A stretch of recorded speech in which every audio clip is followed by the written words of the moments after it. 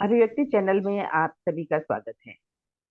जैसा कि आप जानते हैं कि साहित्य पर आधारित इस चैनल में हम बात करते हैं साहित्य और उससे जुड़े दूसरे विषय जैसे फिल्मों पे। तो फिल्मों पे एक लंबी बातचीत हो चुकी है, जिसको हमारे विद्वान काशी से साहित्यकार, नाटकविद और फिल्म निर्देशक डॉक्टर गौतम चटर्जी कहते हैं कि फिल्म जो है वो सेकंड लिटरेचर है।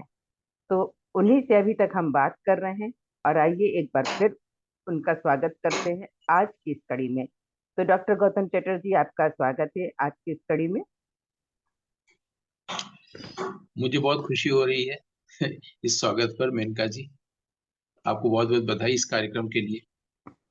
देखिए, अभी हम जब साहित्य की बात करने लगे थे पिछले कुछ एपिसोड्स में, जिसमें हम बात कर रहे थे भारतीय साहित्य और गैर भारतीय साहित्य यानी विदेशी साहित्य के बारे में।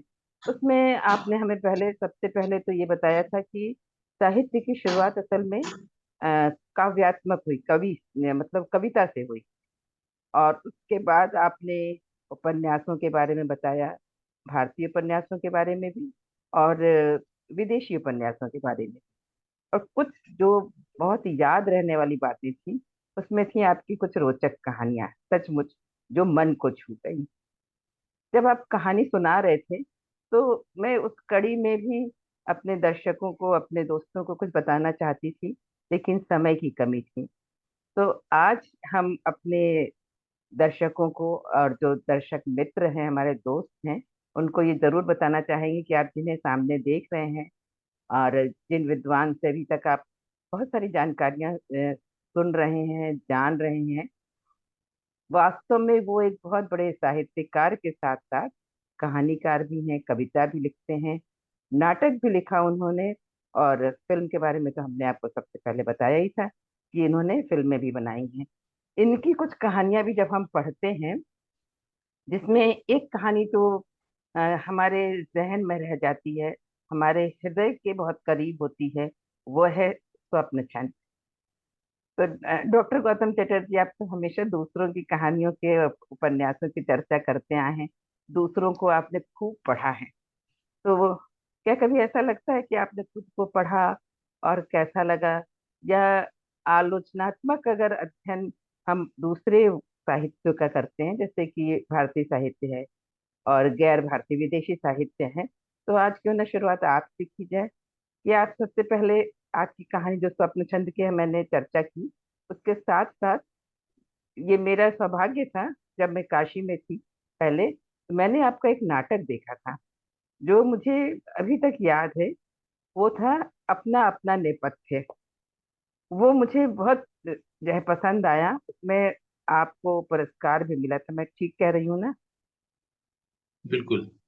वो तो 91 में हुआ था, अपने अपने नेपथ्य। हाँ, अपने अपने नेपथ्य। तो वो एक नाटक ऐसा था कि जब वो नागरी नाटक मंडली में जब होते थे नाटक, उसमें बहुत सारे नाटक एक दिन में खेले जाते थे। तो जो सबसे अलग था, जिसमें हमेशा मतलब जो पूरे नाटक के दौरान एक ही पात्र जो है स्टेज पे आता था और उसको पूरा जो है बांधे रखता था दर्शकों को।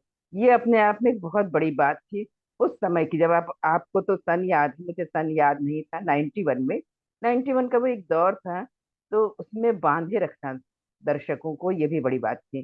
तो जब आप सारे साहित्य की कहानियों की, उपन्यासों की चर्चा करते हैं, उनके बारे में बताते हैं, उनके ट्रेंड, उनकी परंपरा के बारे में बताते हैं, तो क्यों ना शुरुआत आज आप अपने से करिए। जैसे स्वप्न छंद हो गया, अपने अपने नेपथ्य हो गए, उसी तरीके से मैंने आपकी वो काशी पे जो आपकी कविता है आनंद भैरवी, जिसके लिए किसी जी। एक एपिसोड में मैंने कहा था, अपने दर्शकों से इंतजार की थी कि कभी आप भी पढ़िएगा, उतना ही आनंद मिलेगा जितना मेरे ख्याल से आपको पहली बार लिखने में मिला था।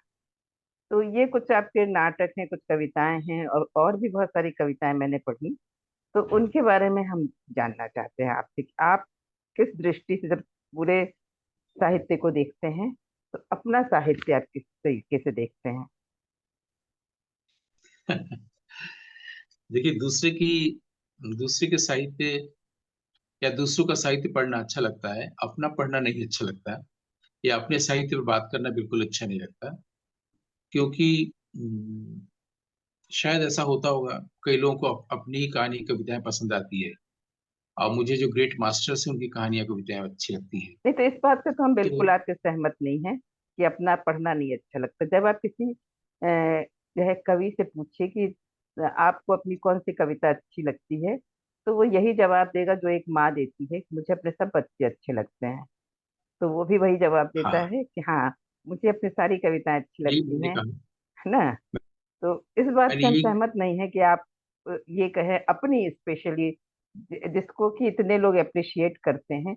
एक जो बहुत अलग सोच है आपकी कविताओं में या नाटक में या कहानी में, स्वप्न चंद कहानी तो जो आपने लिखी है, अगर उसको लोगों ने नहीं पढ़ा है तो मैं जरूर आग्रह करूंगी कि उसको जहाँ कहीं भी अगर अवेलेबल हो, और आप कार्यक्रम के दौरान बताएं कि कहाँ अवेलेबल है जिसको पढ़ सकते हैं। तो वो कहानी पढ़ के ऐसा लगता है कि सचमुच वो इलाहाबाद भी जैसे आपने नाम दिया उसमें, तो सारी चीजें पढ़ने से लगता है कि नहीं, ये हमारे बीच की कहानी किसी के बारे में कहा जा रहा है।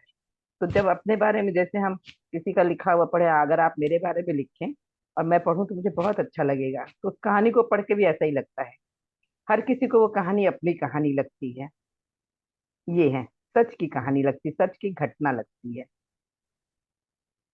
मैं ज्यादा हाँ, हाँ, मैं आलोचनात्मक बिल्कुल अध्ययन कर रही हूँ आपकी साहित्य का। नहीं, मैं ये बता रहा था कि हम्म। जैसे कई रचनाकार होते हैं, उनको अपनी रचनाएं पसंद आती है, उन पर बात करना उन्हें अच्छा लगता है, और जीवन भर अपनी रचनाओं पर दूसरों की आलोचना पढ़ते भी रहते हैं। हम्म। लेकिन मुझे याद भी नहीं है कि मैंने कितनी कविताएं लिखी हैं, कितनी कहानियां लिखी हैं। अभी आपने इसकी बात की तो मुझे याद है कि कहानी के फॉर्म में मैंने लिखी थी सुनो चारुकेशी, हम्म। और नाटक के फॉर्म में लिखा था स्वप्न छंद, जो जी नाट्य जी। संकलन में है। हम्म। और कुहासे हुई नदी एक कहानी मैंने लिखी थी, हाँ, वो जो कहानी भी बहुत अच्छी। उस पे आपने फिल्म वागर्थ भी में बनाई है। छपी थी। फिल्म भी उसी नहीं पे वो बनाई है। कुहासा है, नहीं वो कुहासा है। अच्छा, वो कुहासा है। कुहासा हाँ। कहानी बहुत छोटी सी हम्म। कहानी है, हम्म। जो जनसत्ता जो बॉम्बे से निकलती थी तब, तो उसका एक संडे मैगजीन आता था सबरंग, जी जी। और उसका जो दिवाली विशेषांक आता था पूरी कहानी कविताओं का एक बहुत मोटा सा अंक आता था। उसमें उन्होंने हम्म। ये कहानी मेरी छापी थी कुहासा, जिस पर जी। बहुत बाद में मैंने फिल्म बनाई। अच्छा अच्छा। और हाँ, और ये जो है कुहासे में नदी, वो वागर्थ में हम्म। छपी थी। तो जी जी। लोगों ने कई बार मुझे फोन किया कि हम इसको दूसरी भाषा में अनुवाद करना चाहते हैं। हम्म। फिर उड़िया वगैरह में अनुवाद करके छाप के, फिर मैं उड़िया पढ़ नहीं पाऊंगा तो अंडरलाइन करके कि इसका अच्छा। नाम क्या है और कथाकार कौन है, पूरा भेजा। कई भाषा में अनुवाद हुआ। हम्म। उनको लगा कि हस्बैंड वाइफ के रिलेशनशिप पर ये दुनिया में अब तक जो लिखा गया उससे बिल्कुल अलग है, और बिल्कुल सब ये यूनिवर्सल रियलिटी को कहता है। जी जी। तो ये तो कुहासा में तो ये था कि माँ बेटी के बीच में बातचीत हो रही है, और हम्म। बातचीत हो नहीं पा रही है, इस पर था कि दोनों बात जी। कर रहे हैं लेकिन कम्युनिकेशन नहीं हो पा रहा है माँ बेटी में, तो उनके बीच हम्म। में कुहासा है। हम्म। और कुहासे में नदी में ये है कि हम्म, एक आदमी जब अपने घर लौटता है तो उस दिन देखता है उसके घर में झगड़ा नहीं होता है वाइफ से, तो हम्म। उसको लगता है अच्छा ऐसा भी होता है। लेकिन जब दोनों हथेलियां ऐसे खोलता है तो उसमें बहुत सी तितलियां उड़ के चली जाती है। पहले उसको हम्म। यकीन नहीं होता है, और बाद में लगता है कि हाँ सच बात है, जितनी बार वो हाथ को ऐसे खोलता है तितली उड़ के जाती है। जी जी। वाइफ बोलती है कम से कम यही दिखा के पैसा कमा के लाओ।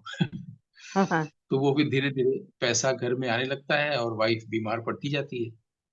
हम्म। फिर ऐसे, मतलब शॉर्ट में बता रहे हैं उसको, फिर ऐसा भी होता है कि वो डेथ हो जाता है, फिर उसको फिर से वाइफ को जन्म मिलता है, और ये मोहल्ले वाले एक एक करके उसको बधाई देके जाते हैं कि फिर से जीवन मिला है। हम्म। लेकिन एक छोटा सा बच्चा होता है जी। जो बताता है कि वो, मतलब अंकल जो है वो तो नदी के किनारे लेटे हुए हैं, क्योंकि उनको हम्म। जैसे एक ये वरदान मिला था कि तितलियां निकलेंगी, ऐसा ये भी था कि दूसरा का जीवन भी बचा हम्म। सकता है, हील भी कर सकता है किसी को। जी बोला जी। कि अंकल का तो वहां पर लेटे हुए थे नदी के किनारे, और नदी में हम्म। बहुत सी मरी हुई तितलियां बहती हुई जा रही थी, कुछ मैं पॉकेट में भी ले आया हूँ, जो घाट पे पड़े थे, पॉकेट से निकल के दिखाता भी है। हम्म। तो फिर वो जब हस्बैंड लौटता है, अगली बार जब लास्ट में ऐसे करता है तो तितलियां नहीं निकलती है। हम्म। तो उसकी वाइफ का चेहरा तो बहुत गुस्से में है, और जिसके कारण से उसकी जान बचती, जिसके कारण से वो धनाढ़ होती है, अब तितली के नहीं निकलने से वो बहुत गुस्से में आ जाती है। लास्ट सीन है। हम्म। तो लोगों को लगता है कि हस्बैंड वाइफ का जो रिलेशनशिप है, जो जी। व्यावहारिक जीवन है, उसको समझने में ये कहानी एकदम बिल्कुल दुरुस्त है। भले ही ये बहुत ही पॉजिटिव नहीं है, लेकिन हम्म। इसके कई अंतरण हुए इस कहानी के। जी। मुझे बचपन से माने कहानियां, कविताएं, नाटक तो लिखा जाता रहा है। हम्म। कहानियों को कविता के रूप में भी लिखा गया है, कहानियों को कहानी के रूप में भी लिखा गया है, और कहानियों को नाटक के रूप में भी लिखा गया है। जी। कहानियों को उपन्यास से विस्तार देके भी लिखा गया है। तो हम्म। कई बार मैं बचपन से सुनता था कि जैसे आप बनारस में काशीनाथ जी हैं, वो मुझे टेलीफोन पर कहते थे हम्म। कि कहानी भाषा से बनती है। फिर कई बार मैं देखता था कि कहानी कहने का ढंग जो है वो इम्पोर्टेंट होता है, हम्म। स्टोरी टेलिंग जिसको कहते हैं। तो गालिब भी कहते थे कि अंदाजे बयां, आप किसी बात को हाँ, कैसे कह रहे गालिब हैं, का है अंदाज़े बयां। और ये जो शिल्प होता है वो कैसे होता है। तो मुझे तो एक जी। ये समझ में आता है कि साहित्य में या कहानियों में बिंब की हम्म। बहुत प्रधानता होती है। जैसे वो मैंने एक रखा था कि वो जब हथेलियों को खोलता है तो तितलियां उड़ के जाती है। तो ये जी। जो एक इमेजिनेशन की दुनिया है, या हम्म। प्रतीकों की दुनिया है, बिंब, और उसका कैसे यूज किया गया है, पूरी आइडिया को कहता है कि नहीं, ये हम्म। क्रिटिक का काम है देखना। बल्कि जी। एसेइस्ट का भी ये काम है, गद्य लिखने वालों का भी काम है। एक हम्म। तो वो होते हैं गद्य जो निबंध लिखते हैं, जैसे विद्यानिवास जी ने बहुत अच्छे निबंध लिखे हैं। हम्म। और एक वो होता है जो आलोचनात्मक पक्ष देखता है साहित्य का, जी। कविता, कहानी आदि पर। तो अगर विश्व में अच्छे निबंधकार, एसेइस्ट का नाम लिया जाए, तो वो मेरी निगाह में उनका नाम है मिशेल मॉन्टेन। दुनिया के बहुत बड़े एसेइस्ट हुए हैं मॉन्टेन, हम्म। और ये 17वीं शताब्दी के लेखक हुए हैं। जी। और पूरा विश्व उन्हें पहले नंबर पर रखता है एसेज में। और भारत में हम लोगों को पढ़ाया जाता है कि चार्ल्स लैम्ब सबसे अच्छे एसेइस्ट हुए हैं, एसेज ऑफ हम्म। एलिया, एलिया हम्म। नाम से लिखे थे। वो जीवन भर जान नहीं पाते, इसलिए जो टीचर्स हैं एकेडमिकली या दूसरों हम्म। को जो भी बचपन से पढ़ाते हैं, उसके अलावा भी साहित्य को पढ़ने की जरूरत होती है, ढूंढने की। जी। मैंने अंग्रेजी साहित्य से पढ़ाई नहीं की, न कॉम्परेटिव लिटरेचर मैंने पढ़ा, लेकिन खुद से पढ़ने का एक शौक होना चाहिए। बिल्कुल। तो हम लोग विश्व साहित्य की जब बात कर रहे हैं, तो हम्म। उसमें सबसे अच्छे एसेइस्ट का भी नाम का उल्लेख होना चाहिए, जो मॉन्टेन है, मिशेल मॉन्टेन, फ्रेंच थे, हम्म। 16वीं 17वीं शताब्दी। और वो, उनका माने काफी कई खंडों में वॉल्यूमिनस उनका हुआ, लिखा हुआ है, बहुत ही प्रोलिफिक राइटर थे। हम्म। उसमें एक मुझे चैप्टर याद आता है, वो हाथ को लेकर लिखा था। और उन्हें पहली अच्छा। बार ध्यान दिलाया था कि हम लोग हम्म। का जो हाथ है, ये बिना हमसे मशवरा किए भी काम करता है, एक्टिव अच्छा। होता है। इस हम्म। चैप्टर के आधार पर हम्म। हुए हैं रॉबर्ट ब्रेसो। जी। रॉबर्ट रॉबर्ट ब्रेसो ने एक फिल्म बनाई है, पिक पॉकेट, कि हम्म। कैसे पॉकेट मारी होती है, और हाथ की भूमिका क्या होती है। जी। ब्रेसो जैसे एक बहुत बड़े फिल्म मेकर, ग्रेट मास्टर, वो पॉकेट मारी पर फिल्म बनाए, ये सुन के आश्चर्य होता है। हम्म। लेकिन उन्होंने बनाई, और वो देखने लायक है, वो विश्व स्तर की फिल्म है। और पिक पॉकेट का आइडिया उनको मॉन्टेन के इस ऐसे को पढ़ के हुआ था। अच्छा। तो एक तो ये होता है, दूसरे होते हैं कि जो एसेइस्ट होते हैं, वो तो हम्म। अपने तमाम अलग अलग विषयों पर अपने आइडियाज रखते हैं। लेकिन जो क्रिटिक होते हैं, वो किसी कहानी, कविता, नॉवेल पर लिखते हैं, जैसे कोलरिज हुए हैं कॉलरेज, हाँ। भारत में। हाँ, भारत में ऐसे लोग कम हुए हैं, भारत में रचनाकार अच्छे हुए हैं, हम्म। लेकिन आलोचक बहुत कम हुए हैं। और अच्छे आलोचक हमारे पास, ये जो आलोचक का दायित्व है कि वो जी। बताए कि रचना में आइडिया क्या है, कहानी का प्लॉट क्या है, कहानी को कैसे कहा गया है। लेकिन ये हम्म। तो कहानी पढ़ के कोई पाठक भी समझ जाता है। जी। तो फिर एक आलोचक की भूमिका क्या होती है। तो हम्म। उसको ये जानना चाहिए कि हम्म। जैसे हमारे यहाँ संस्कृत साहित्य में दो शब्द बनाए गए हैं। एक जी। एक है प्रख्या। क्या? प्रख्या का मतलब है, प्रख्या। प्रख्या जी। प्रख्या का मतलब है कोई नई बात आपके दिमाग में कौंधी है, लेखक के या कवि के हम्म। दिमाग में कोई नई बात, जो आइडिया होता है। जी जी। अब उस आइडिया को उसने कैसे कहा है, किस तरह हम्म। से कहा है, इसके लिए एक शब्द है उपज्ञा। अच्छा। प्रख्या और उपज्ञा, तो जी। इनका इनका प्रयोग कैसे किया गया है। तो हम्म। भारतीय काव्य शास्त्र में बहुत बड़े हम्म। बड़े काव्य शास्त्री हुए हैं, जिनको जैसे आज हम लोग आलोचक बोलते हैं, उस हम्म। जमाने में काव्य शास्त्री बोलते थे। तो उसमें अच्छा। उन्होंने अपने अपने ग्रंथ भी लिखे हैं काव्य शास्त्रियों ने।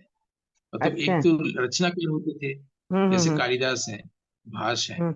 और दूसरी तरफ जो आलोचक होते थे वो काव्य शास्त्री, उनके ग्रंथ होते थे। अच्छा जैसे अच्छा। रुद्रट है, भामा है, वामन है, हम्म। आचार्य दंडी है, हम्म। राजशेखर है। तो वो हिंदी साहित्य में मास्टर्स क्लासेस में पढ़ाए जाते हैं जी। कि मम्मट का काव्य प्रकाश या हम्म। आचार्य दंडी का काव्य दर्श, कुछ जी अंश जी। पढ़ाए जाते हैं उसके, या हम्म। कुछ, या ध्वन्यालोक आनंद हम्म। वर्धन का, या हम्म। अभिनव भारती, अभिनव गुप्त ने जो कमेंट्री की है ध्वन्यालोक की, वो लोचन हम्म। है ना, या काव्यालंकार रुद्रट का। तो ये जो भामा है, वामन है, इन लोगों ने जो बातें कही हैं काव्य को लेकर, हम्म। वो भी वो उससे आगे हम लोग अभी तक सोच नहीं पाए हैं। अच्छा। मतलब हमारे यहाँ जो काव्य शास्त्री हुए हैं, उन्होंने जो क्रिटिसिज्म किया है या बताया है काव्य को हम्म। कैसा होना चाहिए और शास्त्र को कैसा होना चाहिए और सूत्रों को कैसा होना चाहिए, क्योंकि हमारे यहाँ सूत्रों में भी लिखा गया है। तो हम्म। वो कैसे उसको आज आज भी हम लोग उससे आगे नहीं जा पाए हैं। तो जी 20वीं शताब्दी में हमारे यहाँ आलोचक कई हुए हैं, लेकिन हम लोग आलोचना के उस स्तर को नहीं पा सके हैं जिसको जिसके लिए हम लोग कोलरिच का नाम लेते हैं, जी। जी। है ना, या हम्म। लुकाच का नाम लेते हैं। या मान लीजिए आज 20वीं शताब्दी में बहुत बड़े कथाकार हुए हैं, हम्म। मार्केस। मार्केस की कहानियों पर अच्छी आलोचना, या बोरहेस की कहानियों पर अच्छी आलोचना, या हम्म। रिल्के की कविताओं पर अच्छी आलोचना अभी भी पढ़ने को नहीं मिलती है, जी। भारत के भी बाहर। ये होता रहा है। तो हमने कुछ कोशिश की है, मैंने कविता कहानी लिखने की कोशिश की है, हम्म। और आलोचना भी लिखने की कोशिश की है कि आलोचना को कैसे देखा जाए, मतलब हम्म। किसी साहित्य को कैसे देखा जाना चाहिए, किसी टेक्स्ट को हम क्या करें, हम्म। टेक्स्ट की आलोचना क्या करें। तो मुझे लगता हम्म। है कि इसके लिए एक शब्द है इंटरप्रिटेशन। जी जी। इंटरप्रिटेशन का मतलब हम लोग सोचते हैं कि आपका अपना इंटरप्रिटेशन होगा, मेरा अपना इंटरप्रिटेशन होगा किसी टेक्स्ट का, अपनी अपनी व्याख्या है। ऐसा है नहीं। हम्म। भाषांतर को भी इंटरप्रिटेशन कहते हैं।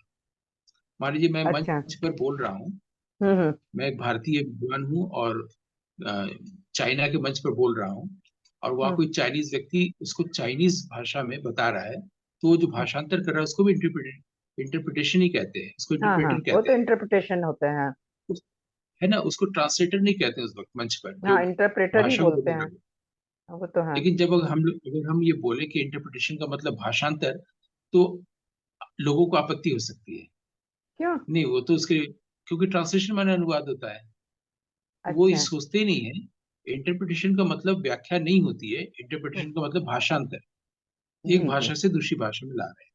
जैसे हाँ, मान लीजिए अगर कि उसी विषय को हम अपने तरीके से कह रहे हैं, अपनी भाषा जब हम अपने अपनी शब्दों तरह में। से कह रहे हैं, हम्म। जब हम दूसरे शब्दों में कह रहे हैं हम्म। और उसको ज्यादा क्लैरिटी के साथ कहते हैं तो उसको पैराफ्रेजिंग कहते हैं।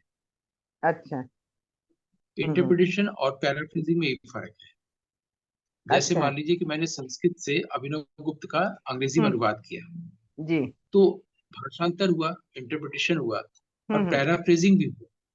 तो एक आलोचक का ये दायित्व है कि हम्म। वो टेक्स्ट का जो मूल आइडिया है उसको उसके पूरे इम्प्लीकेशन के साथ लोगों के सामने रखे, और अच्छा। फिर उस, अगर कोई प्राचीन टेक्स्ट है तो एंशियंट टेक्स्ट है जैसे नाट्य शास्त्र है, जी। बाद में जो लेटर फिलोसॉफिकल डेवलपमेंट हुए हैं, फिलोसॉफीज आए हैं, हम्म। उसका भी उसमें यूज हो, उसकी रोशनी में भी उसको देखा जाए। मतलब 20वीं 21वीं शताब्दी में जो जी भी जी। आज हम सोचने के काबिल हुए हैं, हम्म। उसकी रोशनी में भी नाट्यशास्त्र को देखा जाना चाहिए, और नाट्यशास्त्र का जो आइडिया है उसको भी बताना चाहिए, हम्म। है ना। तो इस तरह से आलोचक का कर्तव्य हमें बताया गया है, उसका जो काव्य विवेक है, आलोचक विवेक है, उसको हम्म। बताया गया है। अब हम्म। जहां तक हमारी अपनी कहानियों की बात है, जैसे कुहासा कहानी थी, हम्म। उसमें कोई आदमी उसको कैसे पैराफ्रेजिंग करेगा, उसके बारे में लिखेगा, क्योंकि उसमें क्या होता है कि एक छोटी सी कहानी है। बहुत एक बूढ़ा सा आदमी है, हम्म वो उसको बहुत कुहासे में दिखाया जा रहा है। हम्म बहुत कुहासे में एक बहुत ऊंची टोपी पहना हुआ है, चोंगेदार, हम्म ब्लैक कलर का ओवरकोट पहना हुआ, और दाढ़ी भी काफी लंबी है। कोई कुहासे में चल रहा है, और हम्म, जहां से लेखक देख रहा है उसके पास उसकी पीठ है, वहां पर एक जी पेड़ भी दिख रहा है, और सामने कुहासा ही कुहासा है। उस कुहासे में से कई बार लग रहा है कुहासे के भीतर से कोई मकान दिख रहा है दूर में, और कभी वो कुहासा बन जा रहा है। तो हम्म लेखक के पास से वो बुजुर्ग आदमी धीरे धीरे उस मकान के पास जाता है। जैसे ही जी उसके दरवाजे के पास झुकता है, हम्म मकान के पीछे से एक हम्म बुढ़िया आके उसको रोक लेती है, पकड़ लेती है कि इतनी जी रात में तू मेरे मकान के घर के दरवाजे पर क्या कर रहा है। हम्म, और दरवाजे, मकान भी इस तरह का होता है जैसे बर्फीली जगहों पर होता है, जी जी कि वो सारे बारिश और बर्फ गिर जाए। हम्म तो वो बताता है कि मैं जो हूँ साउंड रिकॉर्ड करता हूँ, जो आकाश में है तरह तरह की हम्म आवाजें हैं। और रात के समय में बहुत अच्छी अच्छी आवाजें मिलती हैं, कि जो लोगों का जिस पीछे उससे अलावा भी जो आवाज है। हम्म और आज मुझे लगा कोई खास आवाज मिलेगी, तो मैं न जाने चलते चलते इतनी दूर तक आ गया, मुझे माफ कीजिएगा। तो हम्म बुढ़िया देखती, सच में उसके हाथ में एक रिकॉर्डर है, वॉइस हम्म रिकॉर्डर या साउंड रिकॉर्डर, उसको अंदर ले जाती है, और अपना वो भी लॉन्ग कोट पहनी हुई है और स्कार्फ है, इसको निकालती है, और ये भी हम्म बिस्तर पर बैठता है। तो वो फिर उसको कोई सूप जैसा गर्म चीज पीने को देती है। फिर बताती है कि मेरी एक मेरी बेटी है, जो यहाँ से 56 किलोमीटर दूर एक मेंटल एसाइलम में है। हम्म और वो बहुत उन्माद पागल हो गई थी, उसके फादर उसको वहां छोड़ आए थे, लेकिन अब वो ठीक हो गई है। उसके फादर की चिट्ठी जाती है कि नेक्स्ट वीक फ्राइडे फादर की ओर से मैं ही लिखती हूँ, मेरे मेरे भीतर जो तकलीफ है उसकी आवाज को रिकॉर्ड कर सकते हो। ये जो तकलीफ है वो कि उसकी बेटी के पास ये चिट्ठी हर हफ्ते जाती है, मैं तुम्हें हम्म नेक्स्ट वीक फ्राइडे लेने आ रहा हूँ। और हम्म उसके फादर लिखते हैं, लेकिन वो हम्म, फादर उनके गुजर गए हैं। फादर जी की हैंडराइटिंग में उसकी माँ लिखती है। अच्छा और अगर वो जान जाएगी कि फादर नहीं, जिससे बहुत प्यार करती थी, तो वो फिर हम्म, पागल ना हो जाए। तो इंतजार करती फादर लेने आएंगे। नहीं तो वो तो पागल है, मेरी, लड़की पागल ही है ना। नहीं, लड़की पागल थी बहुत पहले, अब अच्छा वो ठीक हो गई है मेंटल एसाइलम में। वो हाँ, इंतजार कर रही है कि उसके फादर को लेने आएंगे, और अच्छा फादर की चिट्ठी उसे जाती है। पता नहीं है कि उनका फादर नहीं है। अब गुजर गए हैं, हाँ। हाँ अच्छा और वो अच्छा चिट्ठी फादर लिखती है फादर की ओर से। तो हम्म वो जाना भी चाहती है और बता भी नहीं पा रही है। तो वो हम्म, बताती है कि मेरे भीतर जो तकलीफ है, क्या तुम इसको रिकॉर्ड कर सकते हो। अच्छा अगले अच्छा सीन में ये जो बुजुर्ग आदमी है, हम्म रिकॉर्डिस्ट, वो उस लड़की को लेके आ रहा है ट्रेन में, और समझाता आ रहा है कि तुम्हारी माँ इतने दिनों से परेशान है इसको लेकर के, हम्म कैसे बताएं फादर वाली बात। तू मिलते ही हम्म, बता देना कि फादर नहीं है, तुम जान चुकी हो। जी अब अब लास्ट सीन ये है कि वो फिर से वो लेखक जहां से देख रहा है दृश्य को, वहां पर वो फिर उस बूढ़े बुजुर्ग की पीठ है, वो हम्म पेड़ है, वो दूर में बहुत अच्छी धूप निकली है, और बेटी जाके नॉक करती है, और हम्म उसकी माँ दरवाजा खोलती है। दरवाजा खोलती है और वो बता रही है कि बेटा मैं तुमको कैसे बताऊं। तो बेटी बताती है कि मुझे पता चल गया सब कुछ, तुम्हें परेशान होने की जरूरत नहीं है, अच्छा कि पापा कैसा है। और उसकी माँ बोल रही है कि बेटी मैं तुमको कैसे बताऊं हम्म कि क्या हुआ है। और हम्म वो मौसम बीत रहे हैं, साल बीत रहे हैं, उम्र बीत रहे हैं, हम्म पेड़ में नए नए पत्तियां लग रही हैं, फिर वो पत्तियां झड़ जा रही हैं, लेकिन दरवाजे पर माँ बेटी आज भी बात कर रही हैं। तो उनके पास जा रहा है, लेकिन रजिस्टर नहीं हो रहा है, उसके पास मेमोरी नहीं बन रही है, पास्ट का सब याद है माँ को, अभी हम्म की मेमोरी नहीं बन रही, वो बंद हो गया है। ऐसा वृद्धाओं के साथ होता है, मैंने अपनी दादी जी के साथ देखा था, हम्म, अभी अभी की बात याद नहीं रह पाती है। तो वही उसी आधार पर ये मैंने कहानी लिखी थी, कि माँ और बेटी में कम्युनिकेशन ही नहीं हो पा रहा है, एक कुहासा आ गया है बीच में। ये कहानी छपी थी। तो हम्म, धीरेन्द्र अस्थाना बहुत अच्छे लेखक हैं हिंदी के, वही उसका संपादन कर रहे थे, उन्होंने कहानी छापी थी, और छापने से पहले पढ़ के ही बोला था कि गौतम ये कहानी बहुत अच्छी है, इसको मैं बहुत प्रायोरिटी से छापूंगा। फिर इस पर बहुत सारे इसके भी अनुवाद हुए, अंग्रेजी में भी अनुवाद हुआ, फ्रेंच में भी हुआ, फिर इसी पर मैंने फिल्म बनाई। अच्छा अच्छा तो ये कुछ मैंने अपनी एक कहानी का जिक्र किया, और ये हम्म बता के कि बिंब या मेटाफर या एलेगोरी क्या होता है और इसकी आलोचना कैसे की जानी चाहिए। बहुत अच्छी आपकी, मैंने वो फिल्म भी देखी है जो आपने पूरी बताई, और कहानी भी पढ़ी है। एक आपकी फिल्म के बारे में हम और चर्चा करेंगे अगले एपिसोड में, क्योंकि इस एपिसोड में ज्यादा समय नहीं बचा है। और वो फिल्म भी मुझे बहुत पसंद है, और मैंने आपसे फिल्म देखने के बाद पूछा भी था कि तारे जमी पर एक फिल्म आई थी आमिर खान की। मुझे लगा था कि वो दोनों बड़ी सिमिलर फिल्म है, एक तो नहीं कहा जा सकता, लेकिन हाँ, बेसिक थीम वही थी। और आपकी वो फिल्म थी तत्पुरुष। तो इस हाँ। पे हम और बाकी और भी साहित्य पे चर्चा करेंगे अगली कड़ी में। लेकिन आज मुझे बड़ा अच्छा लगा कि आपने अपने साहित्य के बारे में भी बात की। और हम अपने दर्शकों को ये बता दें कि आपने सिर्फ कहानी, कविताएं या फिल्म या चाहे नाटक नहीं लिखे हैं, बल्कि कुछ किताबें भी लिखी हैं। तंत्र पे जो किताबें हैं वो आपकी 8 एपिसोड्स में, 8 भागों में है ना। नहीं, 6 खंडों में, छह छह खंड खंडों में है। 6 वॉल्यूम्स, हाँ, 6 खंडों में है।